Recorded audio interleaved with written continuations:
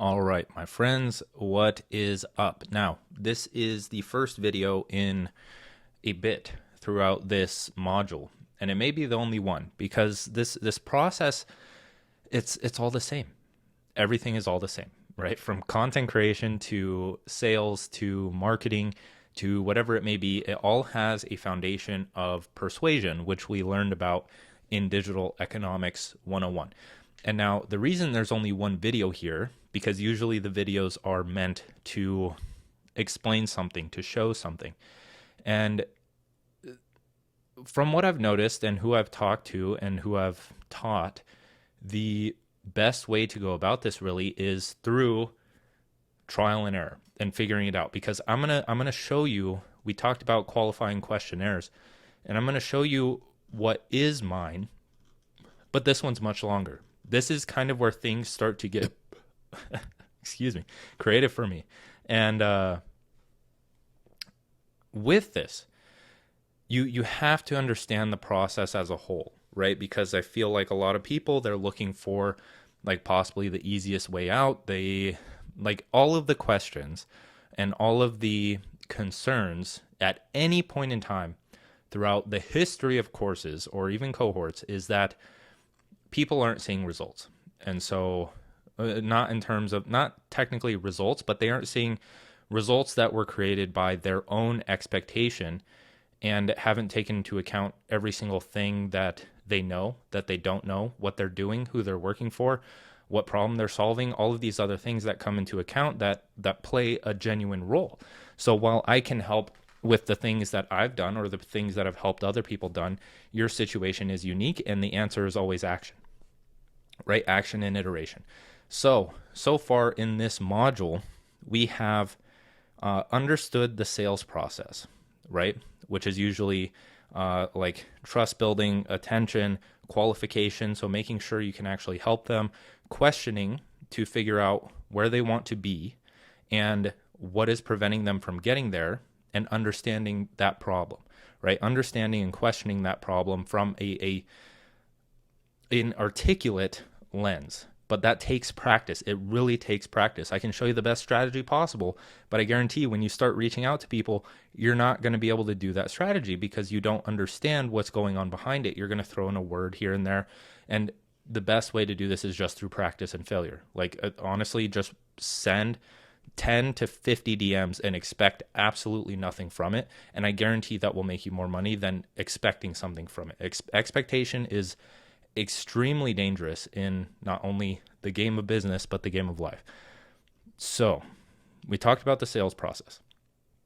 From the last module, we've been articulating a minimum viable offer, or at least your offer in general, and starting with a service business. So a service offer, something where you help someone one-on-one, because then you have direct control over how much money you make with this sales process. With a product or a cohort or something else that's productized and automated, you need traffic. You need a big audience, right? Or at least somewhat of a big audience, or understand what we've talked about previously. So you start with a service, and you can only pull, like there's no set way of doing it. So you have to just understand people's problems, help them for free, understand your expertise, understand the books, the courses, and possibly coaching structures that are already out there that you can pull from and start to make your own, right? That's the process of all of this, even with content creation. You're studying books, you're studying your interests, you're studying other things, you're pulling in all this information, you're taking the best ideas for that resonate with you and putting them out to the people that will resonate with those ideas because they're like you, right? And so once you have someone and you've reached out to them and it's time to send them something, right? You've ran through the DM script, or they found like a link to this questionnaire in your bio or on in your newsletter or on a blog or in a promotion or something else that we'll cover. This is what's going on here. And so now I would recommend taking the questions from the actual curriculum itself and starting with those. But I want to run you through this to just make a few connections on what we're actually doing here, right? So this is in Kartra. Kartra costs a good amount of money.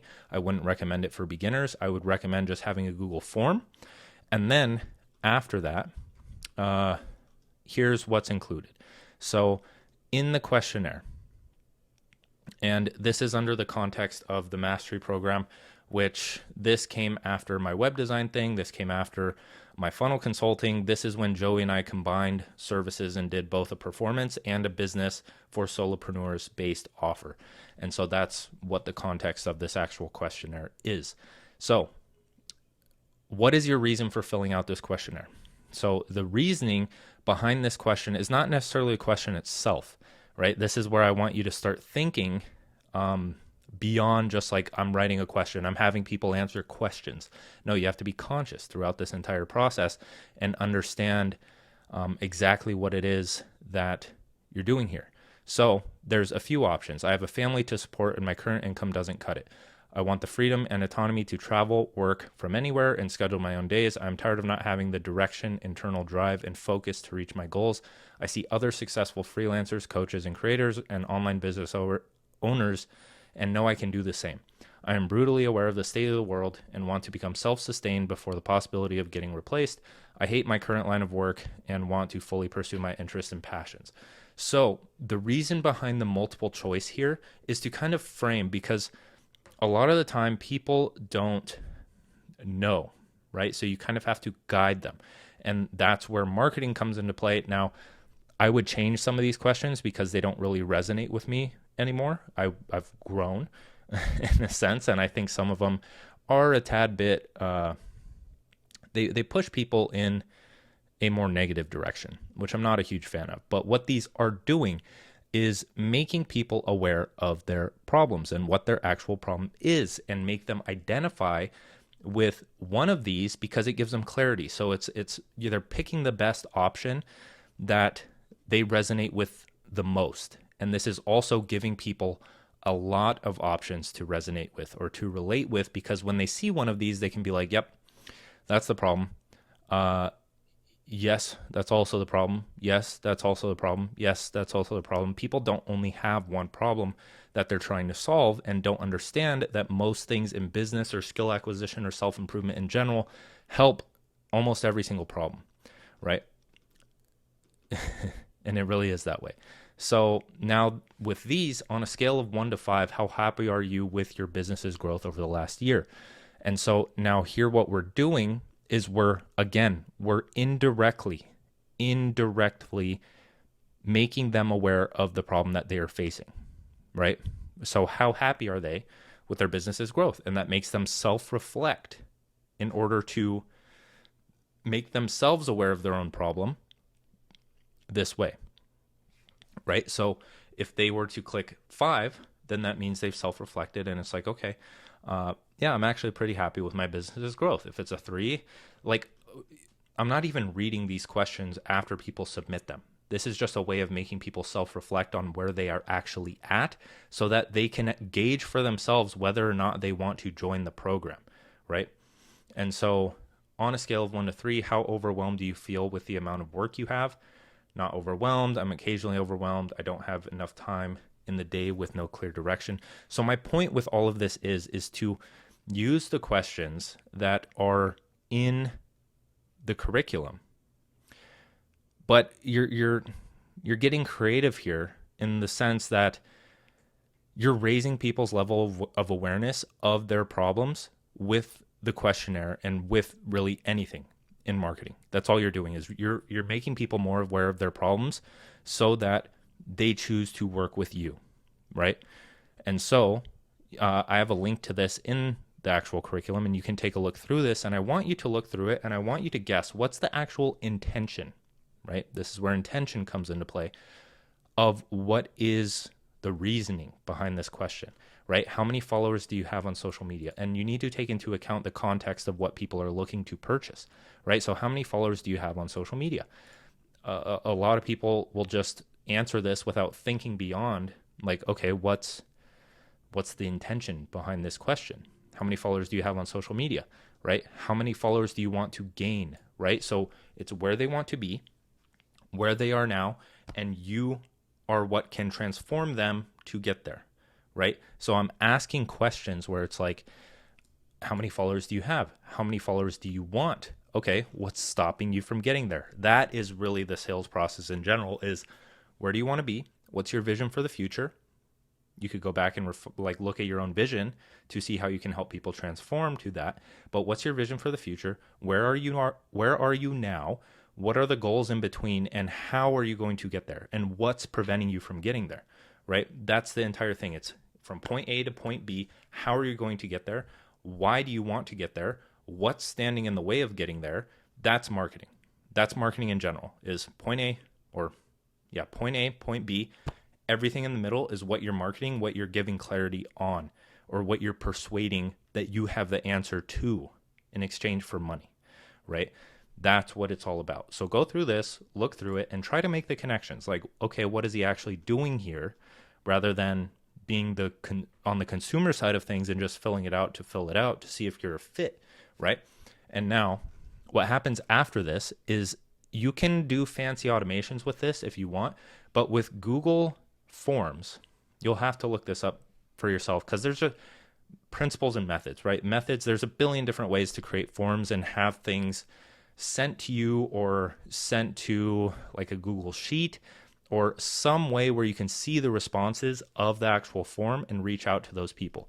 So in the form, it is very necessary to get either their handle or their email. I would recommend handle, so you can DM them on Twitter, Instagram, maybe LinkedIn or something, because email, it's like there's too much time in between and you don't really form that human connection. But a DM, it's more instant, it's more connected to the actual person, and you can talk to them like a real human being.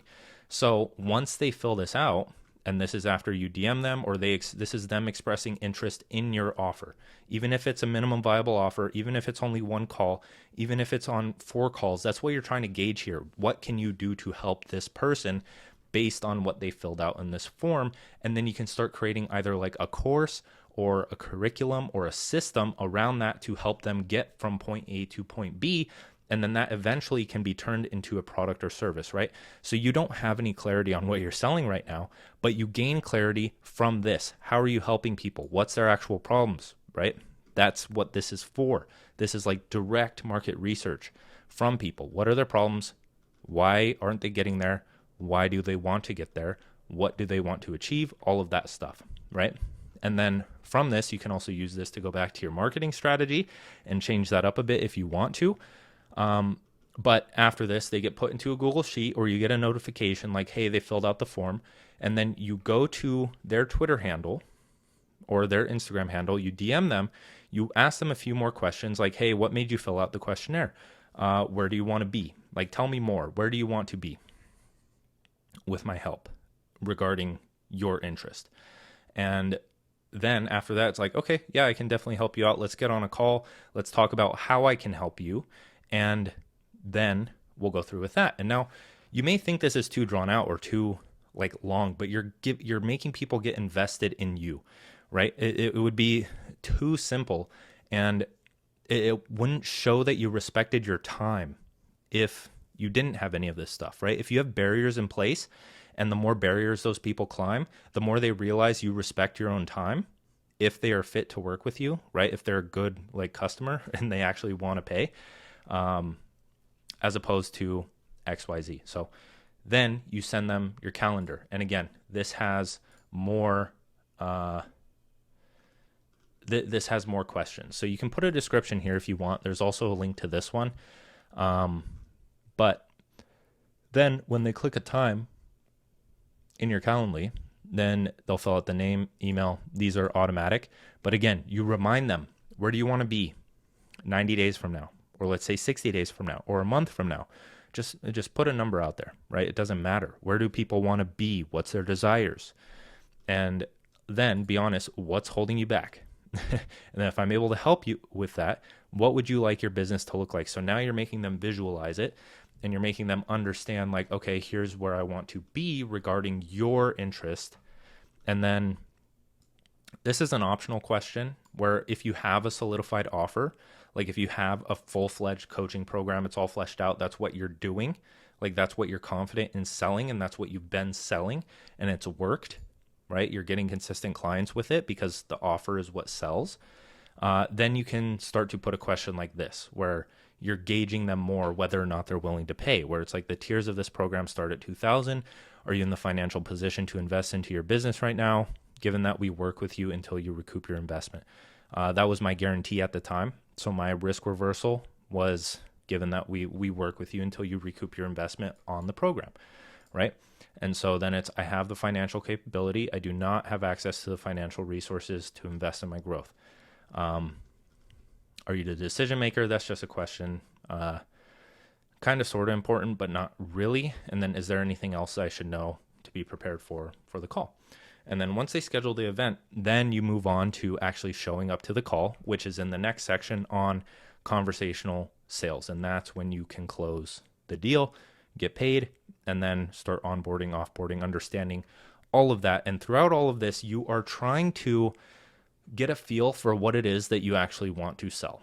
Because the idea just doesn't, like the perfect idea isn't going to come to you the first iteration. That's just not how it works. We've been learning about this the entire time, and it works if you are copying someone else's business model.